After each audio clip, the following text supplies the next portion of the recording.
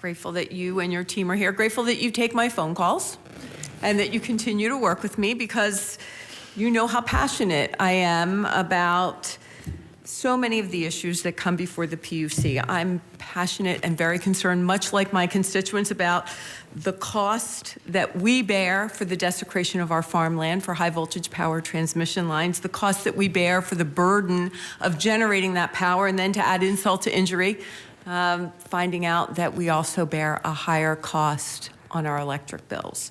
And so you've said it here today, Leader Pittman said it as well. Availability and affordability are so important when it comes to energy in Pennsylvania. And I heard you say today as well that we have to put as many watts on the grid as we can. And I think we all agree that Pennsylvania needs more electricity. I have a major employer.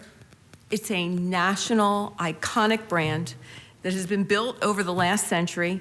They're looking at expansion in my district, but they cannot get the electricity that they need to build a new facility. We have already lost $35 million in investment, 100 jobs to another state.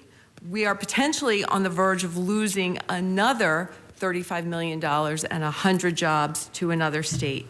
And these are jobs that are good paying that would go to Pennsylvanians. And we generate a ton of power.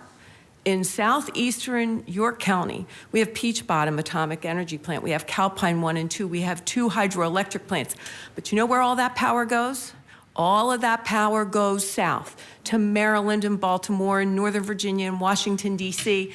And I don't have enough power for my businesses to grow, to employ my people, and have them earn family-sustaining wages. So I'm completely in agreement. It's time we have energy policy that puts Pennsylvanians first. And I'm also concerned, and it sounds like from your testimony here today, the governor is as well, that utilities are earning excess profits and overbuilding the transmission system with little accountability and oversight. So what is the PUC doing to ensure that we don't overbuild when it is the ratepayers who are paying for that? Thank you for the question, Senator. And both of your comments actually go hand in hand. So, you know, I did have a conversation with the electric company after you sent me that letter about the business that left, and made sure they understood that, you know, they lost a customer and their interconnection timeline's so bad that they didn't even know they lost a customer, because the customer didn't even have any faith that they could get them power. That's different from power supply, though. So I want to be clear with that. They couldn't get an interconnection, and that's on our local EDC level. That's with us. So that was one of the reasons that I asked Vice Chair Barrow to start a rulemaking on interconnections that gives a timeline, that gives a requirement that for a utility to interconnect a customer. Because we are not very good at doing that in Pennsylvania, and we have to get a whole lot better. I don't know if you want to add anything to it. Well, and Mr. Chairman, the connection is that we have the power. Right. It's not that we don't have the power. That's my point. We had have the power. Supply. The power's being shifted out of state, and we can't even get it into the other side of the county for our own economic benefit. I understand, but the point is that's two part of the systems. It's our local part that we can't interconnect. It's not necessarily on the wholesale end. That's my point, and that's something that we can address right here in Pennsylvania by doing a rulemaking on interconnection timelines and an interconnection proceeding. And I'm sure other members of this committee have been receiving a lot of questions from our constituents about their high energy bills. You've heard it here today, and it spans the political divide.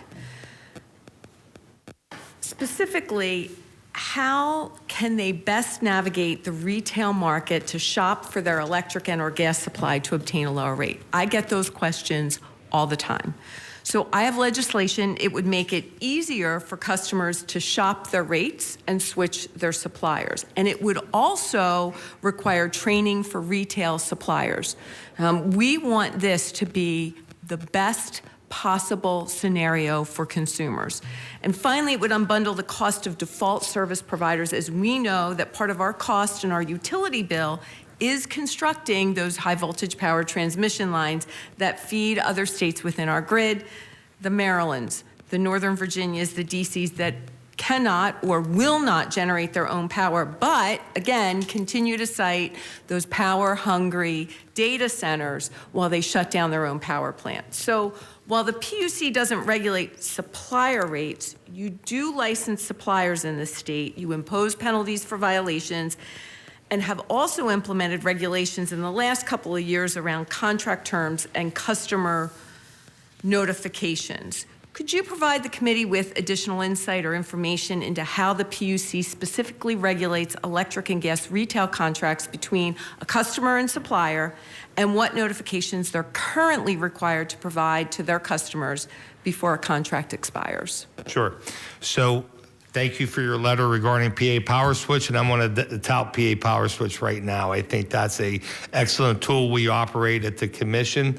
I think the key to vibrant, strong retail market is education, making sure folks understand what the products are available to them, how that may interact with their particular situation, and you know, figure out what the product is best for their situation, best fits their needs.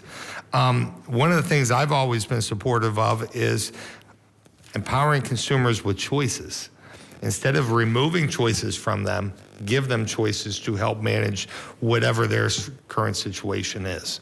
I think it's important to make sure the system works, and that's why we're getting back to that 3-day switching that allows me to maybe take advantage of an introductory rate and be able to get out of that introductory rate in a timely fashion. That's what I think the biggest thing is how to make the system work, how to get information in folks' hands. And again, websites like our PA Power Switch, I think is an important tool in helping to do that. I appreciate that, Chairman DeFrank, and we need to make it the best possible experience for our Pennsylvania consumers. Thank you. Thank you, Mr. Chairman. Thank you.